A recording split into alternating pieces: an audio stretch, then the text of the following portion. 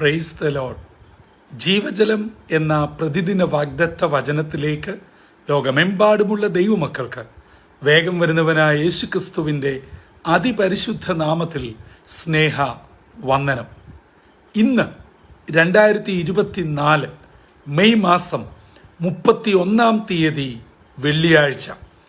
സ്വർഗത്തിലെ ദൈവത്തിൻ്റെ വലിയ കൃപയാൽ 2024 ആണ്ടിൻ്റെ 5-ാമത്തെ മാസത്തിൻ്റെ അവസാനത്തെ ദിനത്തിലേക്ക് തമ്പുരാൻ നമ്മെ പ്രവേശിപ്പിച്ചിരിക്കുന്നു. ഒരു മാസം കൂടെ അല്ല, 5 മാസക്കാലം. അതുമല്ല, നാം ഓരോരുത്തരും നമ്മുടെ അമ്മയുടെ ഉദരത്തിൽ ഉരുവായ സമയം മുതൽ ഈ നിമിഷം വരെയും അത്ഭുതകരമായി അതിശയകരമായി പോറ്റിപ്പുലർത്തിയ സർവശക്തനായ ദൈവത്തിന് നന്ദിയും സ്തുതി സ്തോത്രങ്ങളും അർപ്പിച്ചുകൊണ്ട് ഇന്നത്തെ വാഗ്ദത്ത വചനത്തിനായി കാതോർക്കാം.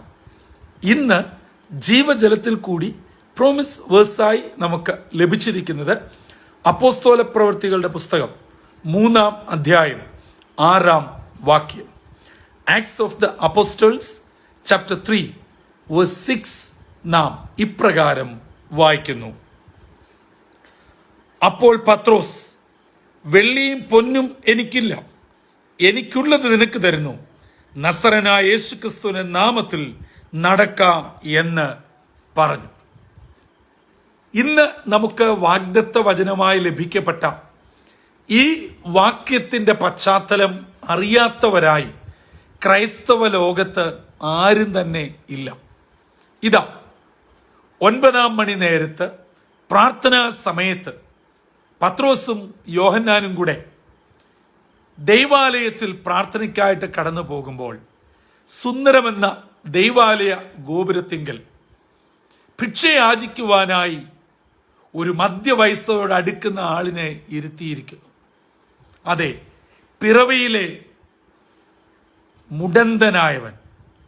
നാം 4-ാം അധ്യായം വായിക്കുമ്പോൾ 40-ലധികം വയസ്സുള്ളവനായിരുന്നു എന്ന് കാണുന്നു.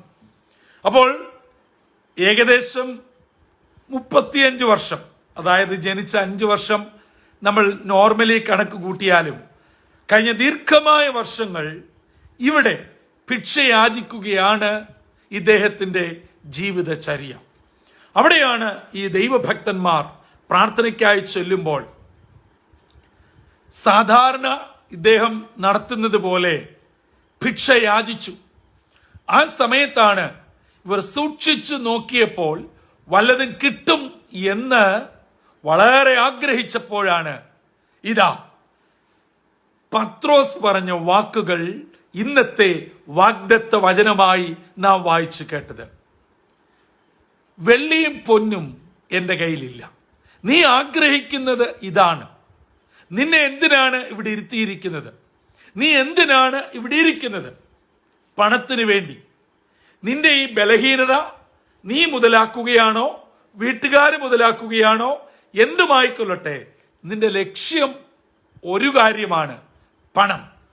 പക്ഷേ അതിന് ദൈവദാസൻ പറയുന്ന മറുപടി, നീ പണത്തെക്കാട്ടിലും മൂല്യമുള്ള വിലയുള്ള സ്വർണവും വെള്ളിയും ഒക്കെ പ്രതീക്ഷിച്ചാണ് നീ ഉറ്റുനോക്കുന്നത്. നീ പ്രതീക്ഷിക്കുന്നതൊന്നും എൻ്റെ കയ്യിലില്ല. എന്നാൽ എൻ്റെ കയ്യിലുള്ളത് ഞാൻ നിനക്ക് തരാൻ തയ്യാറാണ്, ഞാൻ അങ്ങ് തരികയാണ്.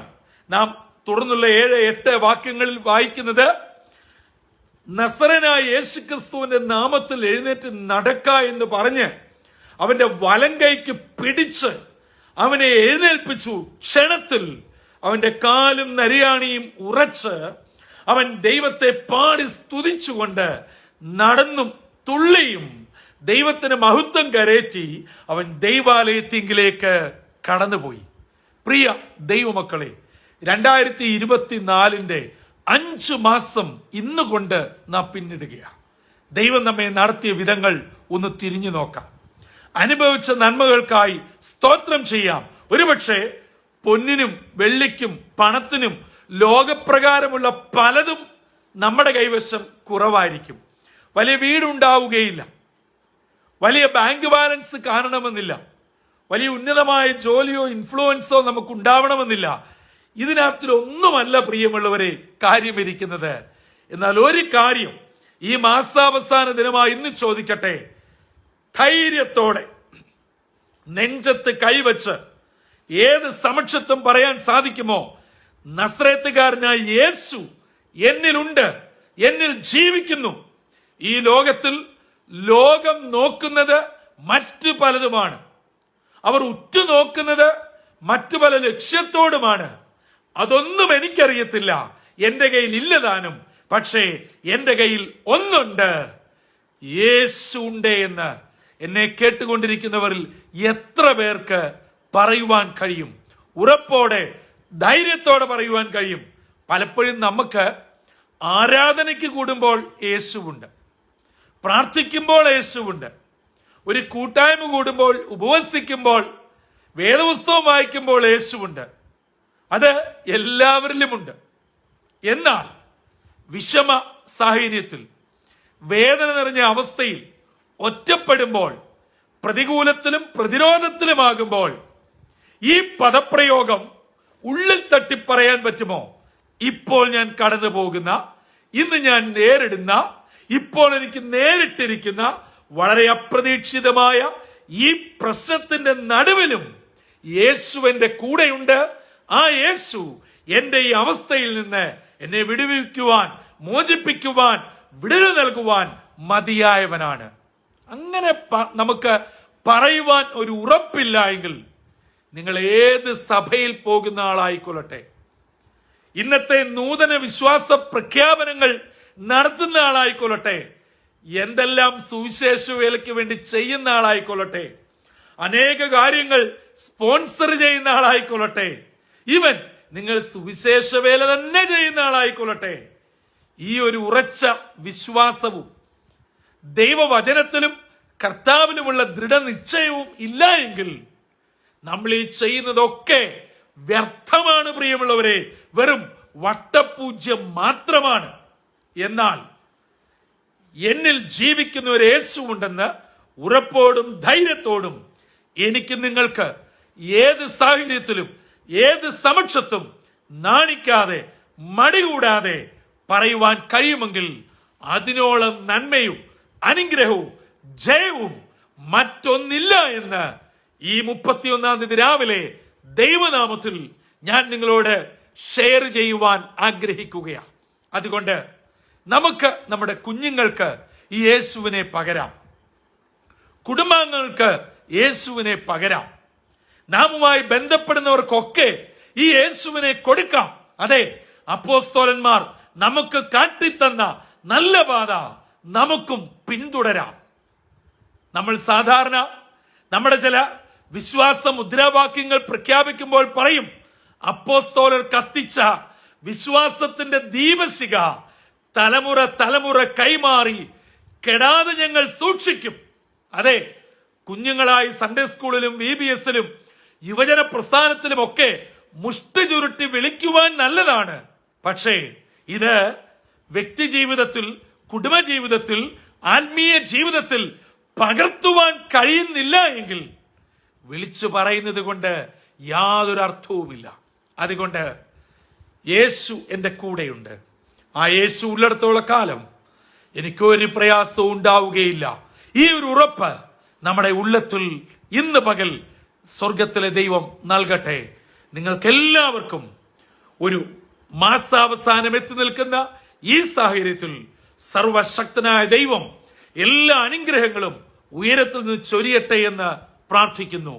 ചിലർ ഒരു പക്ഷേ ഈ മാസാവസാന ദിനമായി വെള്ളിയാഴ്ച ചില കാര്യങ്ങൾ നേടിയെടുക്കുവാനുള്ള തത്രപ്പാടിലായിരിക്കാം. ഈ ദിവസം കൊണ്ട് ചില നിയമകാര്യങ്ങൾ പൂർത്തീകരിക്കേണ്ടിയിരിക്കാം. നിങ്ങളുടെ ജീവിതത്തിലെ ഏറ്റവും വിലപ്പെട്ട ചില കാര്യങ്ങൾ നടക്കേണ്ടിയിരിക്കാം. എന്തുമായിക്കൊള്ളട്ടെ പ്രിയമുള്ളവരെ, സ്വർഗത്തിലെ ദൈവം മതിയായവനാണ്. ഈ പകൽ നിങ്ങളുടെ ജീവിതത്തിൽ അത്ഭുതങ്ങൾ നടക്കുവാൻ കർത്താവ് സഹായിക്കട്ടെ. അതിനായി ഈ ലോകത്തിലുള്ള മറ്റൊന്നിലും ലക്ഷ്യം വെക്കാതെ, അതായിരിക്കരുത് നമ്മുടെ പ്രയോറിറ്റി. നമ്മുടെ പ്രയോറിറ്റി കർത്താവിലാകുക. കർത്താവ് നിശ്ചയമായും നമുക്ക് വേണ്ടത് വേണ്ട സമയത്തിൽ, വേണ്ട അളവിൽ, ഒട്ടും കുറയാതെ, ഒട്ടും സമയം നഷ്ടപ്പെടാതെ ഓൺ ടൈമിൽ തരുവാൻ മതിയായവനാ. ആ ദൈവം ഇന്ന് പകൽ നമ്മ ഏവരെയും അനുഗ്രഹിച്ച് വഴി നടത്തട്ടെ. തലകളെ വണക്കാം, പ്രാർത്ഥിക്കാം. ഞങ്ങളെ അത്യധികമായി സ്നേഹിക്കുന്ന ദൈവമേ, സ്വർഗീയ പിതാവേ, 2024 5-ാം മാസത്തിന്റെ അവസാന ദിനത്തിലേക്ക് ഞങ്ങളെ ഇവിടുന്ന് പ്രവേശിപ്പിച്ചതിനായി സ്തോത്രം. കഴിഞ്ഞ 1 മാസമെന്നോ 5 മാസമെന്നോ മാത്രമല്ല, ഞങ്ങളുടെ ജനനം മുതൽ ഈ നിമിഷം വരെ ഞങ്ങളെ പരിപാലിച്ചതിനായി സ്തോത്രം. ഇന്ന് ഞങ്ങൾ അപ്പോസ്തലന്മാർ ഞങ്ങൾക്ക് കാട്ടിത്തന്ന ഉദാത്തമായ മാതൃകയുടെ വലിയ സാക്ഷ്യം കേൾക്കുവാനിടയായല്ലോ. ഞങ്ങളുടെ ജീവിതത്തിൽ എന്തിനെ ലക്ഷ്യം വെക്കണം, എന്തായിരിക്കണം ഞങ്ങളുടെ മുഖ്യ പങ്ക് എന്നുള്ളത് പരിശുദ്ധാത്മാ ഞങ്ങളെ ഓർമ്മിപ്പിച്ചതിനായി സ്തോത്രം. എല്ലാറ്റിലും മുൻസ്ഥാനം കർത്താവിന് നൽകുവാൻ, കർത്താവിൽ കൂടെ ഞങ്ങളുടെ ജീവിതത്തിൽ വിടുതൽ പ്രാപിപ്പാൻ, അനുഗ്രഹം പ്രാപിപ്പാൻ, അത് കണ്ട് ഞങ്ങളുടെ തലമുറയും ഞങ്ങളുടെ ചുറ്റുപാടും യേശുവിനെ അറിയുവാൻ, നിത്യജീവന്റെ ഉടമകളായി തീരുവാൻ ഇടയാക്കണമേ. ഈ ദൈവവചനം കേൾക്കുന്ന എല്ലാ നിന്റെ മക്കളെയും അനുഗ്രഹിക്കണം. സ്വർഗീയ കൃപകൾ കൊണ്ട് പൊതിയണം. യേശുവിൻ നാമത്തിൽ അപേക്ഷിക്കുന്നു. കൃപയോടെ കേൾക്കുമാറാകണമേ. ആമീൻ, ആമീൻ, ആമീൻ. പ്രിയ ദൈവമക്കളെ, പത്രോസ് പറഞ്ഞത് മാത്രമേ എനിക്കും നിങ്ങളോട് പറയുവാനുള്ളൂ. ഒന്നും ലോകപ്രകാരം എനിക്ക് നിങ്ങൾക്ക് പങ്കുവെക്കുവാനില്ല. എന്നാൽ ഒന്നുണ്ട്, സകലതിനെക്കാട്ടിലും വിലയുള്ള യേശു കർത്താവ് നിങ്ങളോട് കൂടെ ഇരിക്കട്ടെ, നിങ്ങളെ അനുഗ്രഹിക്കട്ടെ.